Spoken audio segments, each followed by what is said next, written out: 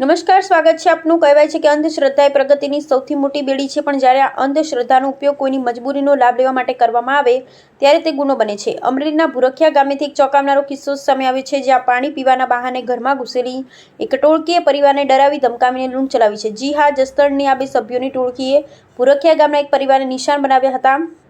આરોપીએ પહેલા તો ઘરના સભ્યોનો વિશ્વાસ જીત્યો, ત્યારબાદ જાદુ ટૂણાના ડર બતાવી ધાર્મિક વિધિના નામે ₹20,000 રોકડા અને સોનાની વીંટી પડાવી લીધી હતી।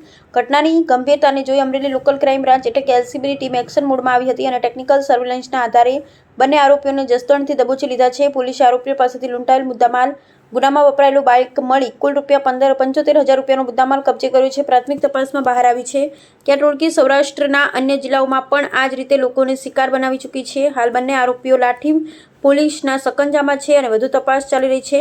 આ ઘટના આપણે સૌને ચેતવે છે, જ્યાં જ્ઞાનનો દીવો પ્રગટે છે ત્યાં અંધશ્રદ્ધાના અંધકારને કોઈ સ્થાન નથી। અજાણ્યા વ્યક્તિઓ પર આંધળો વિશ્વાસ મૂકતા પહેલા સાવધ રહો। અંધશ્રદ્ધાને નહીં પણ વિવેક બુદ્ધિને મહત્વ આપો। કાયદાના રક્ષક તો સતર્ક જ છે જ, પણ આપણી સતર્કતા જ આપણને આવા ગઠિયાઓથી બચાવી શકે છે। અહેવાલ હિતેશ ઠક્કર, અમદાવાદ।